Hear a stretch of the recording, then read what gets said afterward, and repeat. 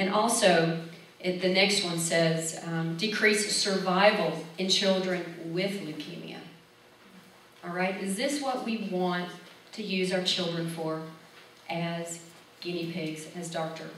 Catherine Albrecht said? I say no.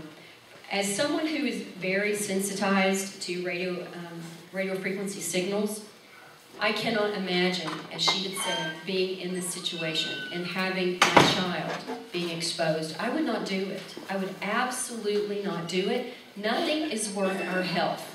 My grandmother used to say, when you have your health, you have everything. My corollary is, when you don't have it, you can't buy it. You can't go buy it when you don't have it. So you have to protect it every moment. And these radiation signals coming from our smart meters, the cell towers that are focused on schools, your router at your home, okay? When you go to bed at night, you better be turning those routers off. Okay, when you go to bed at night, you better turn your cell phone off. Take the battery out. If you can't take the battery out, wrap it in aluminum foil. It won't emit and it won't absorb. Okay, you have wireless routers in your home. They emit. Turn those off, unplug them. Opt out when the opt-out programs hit the scene. Those are things we have to do, and we have to nip this in the bud and say absolutely not. Okay, thank you.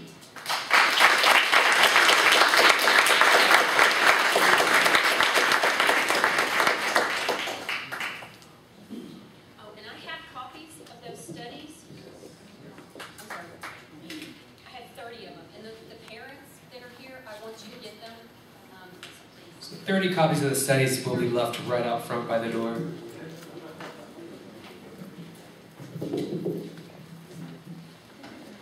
You know, one reason that I was asked by Texans for accountable government to do this is because they believed that my 10 years in and out of TV and radio station newsrooms, that I'd be fair, balanced, and all that good stuff. But I will share something with you. I will share that I do feel like, from watching in the back and hearing these two women talk, I felt like I was in that one movie. What was that Julia Roberts movie? No, Pretty Woman. No, I'm just kidding. But I do feel like I was in both of those.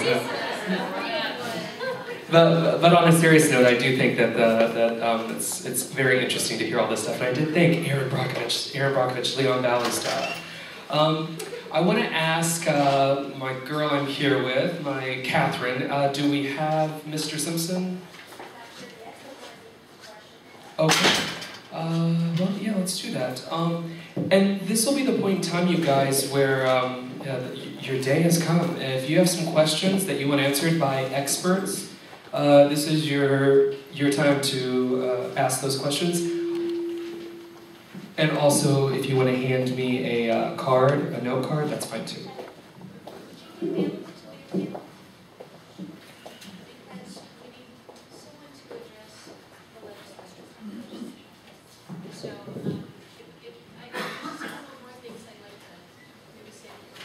Sure, here's what I'm going to do. Because we did have 2 or 3 absences, some vital absences here, I know I'm supposed to moderate, but I feel like a comedian. We're talking about absences once again. My goodness, okay. But let me introduce to you, her name is Heather Fazio, and she is the Executive Director for Texans for Accountable Government. And she was one of the many people who helped kind of put this event together. So Heather is right here.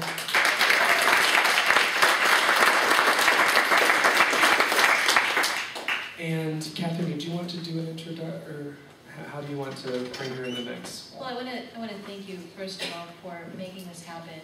Heather has worked tirelessly over the last couple of months to bring everything together and actually make this occur. And I just wanted to provide a little bit of background on where this battle has gone so far. We've kind of given you the downsides of why it's a bad idea, but now I want to talk to you about the fight that's been waged so far. I made phone calls to all of the members of the board before the school year actually began. It's like right over here. So I made phone calls to all members of the board. They have their home numbers posted on the website. I don't encourage that you take advantage of that. And I mean that sincerely. I think that would probably not be a good idea.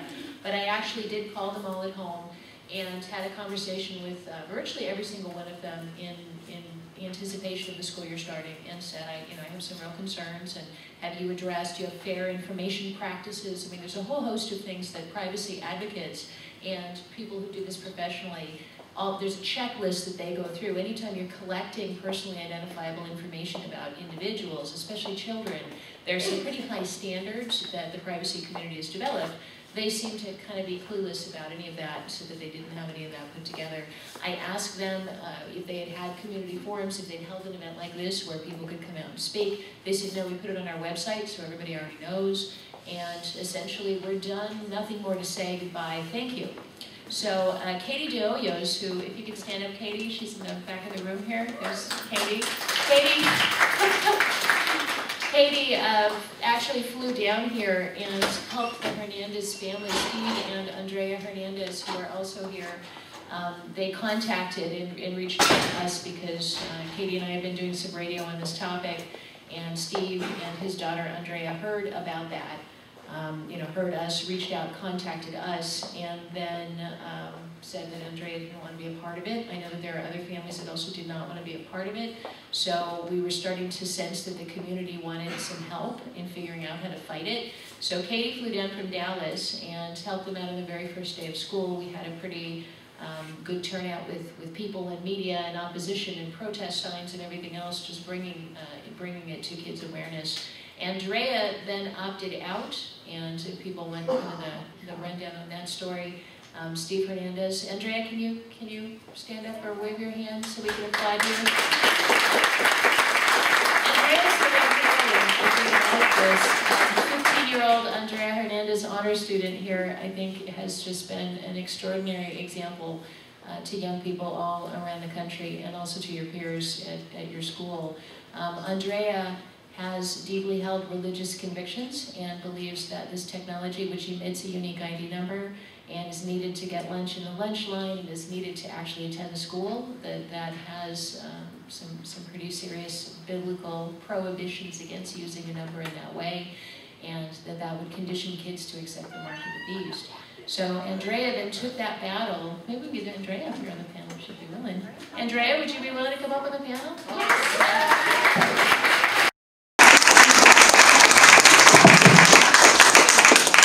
So Andrea essentially told the school that she wasn't going to wear this ID badge, and they fought that in the courts. The Rutherford Institute stepped in. They're kind of like the ACLU. They stepped in with their attorneys pro bono and represented Andrea's case. And after going back and forth with the courts and appeals and several other things, she was expelled from John Jay High School on January 18th. I think I've got the date right. It's not right. So she was actually told that she was not welcome back on her own school campus unless she was willing to wear this ID badge.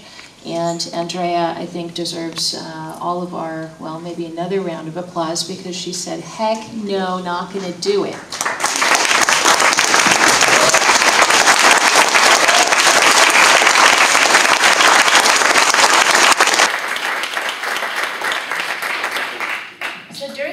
Of time, those of us who would have fought it sort of on the public side, going out there with picket signs, protest signs, or media, or what have you, were kind of pulling back and staying in the background because we wanted to allow the attorneys to make their case.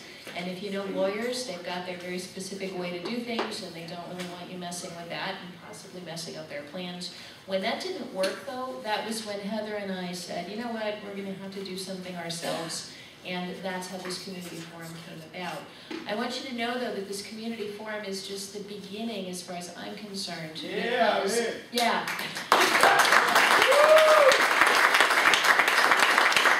So, you let the courts do their thing, and when that doesn't work, then you try other strategies. So there are two other approaches right now that I think both of which hold a lot of promise. One of them, and I'm going to let Heather speak to this, is a bill that's been introduced in the Texas state legislature, in actually both houses of your legislature, that would make it a crime for a school to issue this kind of ID badge onto kids. So we need support to get that legislation passed during this legislative session, which I guess will be ending in May. So there's a window of opportunity there, and I certainly I will let Heather address that aspect of it. And then on the other side, I just flew on Friday to Washington, D.C. I've been traveling like a madwoman here. But I flew into DC on Friday, and I met with the Privacy Coalition at EPIC. That's the Electronic Privacy Information Center. EPIC, if you're not familiar with their work, is a very powerful Washington-based pro-privacy lobbying organization. And their Privacy Coalition meets once a month, and it is members of every privacy group, essentially, that in the country, and many international ones as well. So it's EFF, the Electronic Frontier Foundation, there's EPIC, there's the ACLU, there's Privacy Rights Clearinghouse, Privacy International, they're all there. And we were able, before the school year started, we have a coalition paper that they all signed on to, but I kind of reinvigorated them a little bit on Friday and said, hey, we need you to write letters in support of the legislation, we need you to speak to the media, we need you to really roll up your sleeves and get involved and begin issuing press releases of your own and start saying it is not just a handful of people who oppose this, but it is civil libertarians and privacy experts around the country and around the world who strongly oppose this. So I got an absolute thumbs up from every single person in the room. We had people teleconferencing it, and they all give us the thumbs up. So they're on the case too. And let me just reiterate, we're longest introduction ever, right? But a good one. What we're doing, and it should be noted, I know we've got a couple members of the media. As you hear my voice, keep in mind, this is an issue, again, I'm still moderator, but this is an issue where we're going so far that we had someone just came up to me and said they had a Marx lot, and they're going to write Andrea Hernandez's name, and she's filling in. So, I mean, this is the way that the game is going at this point. This is the cards that have been dealt. It's going to be. I think it's very interesting that there were a few no-shows. So Andrea Hernandez is now officially here because we tried to keep it balanced, but now Andrea will help us keep balanced. Thank you, Andrea Hernandez. And I want to point out as we get closer to having Heather, thank you so much. As we get closer to having Heather talk to us about Texans for Accountable Government, those folks who also helped organize this, I want to reiterate, is there anything that's standing out right now in your mind? And don't be shy, because that's not what these people are about. Don't be shy. Is there anything right now that's standing out in your mind where you go, okay, they said this or they said that and I'm not clear on what's going on? Does anyone have anything to say to Northside Independent School District, or a question for these people here? Anybody that would like to just come up with me and ask a quick question? Yeah. Yeah, come on over here and tell me your name and get your question or your thought out. First thing is, my name is Chris Anderson, and you were talking, Catherine, you were talking about the RFID chips were exhibiting 2,000 microvolts. That wasn't me. Who said that? Was that you? 2,000 microvolts? All right. No, you were talking about 0.16 microwatt.